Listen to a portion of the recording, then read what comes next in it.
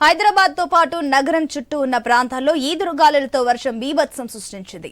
నగరంలో పలు ప్రాంతాల్లో ఈదురుగాలులతో భారీ వర్షం కురిసింది. వనస్థలిపురంలో భారీ వృక్షం కూలి ఓ కారుపై పడడంతో పూర్తిగా ధ్వంసమైంది. కారులో ఎవరూ లేకపోవడంతో ప్రాణ నష్టం జరగలేదు.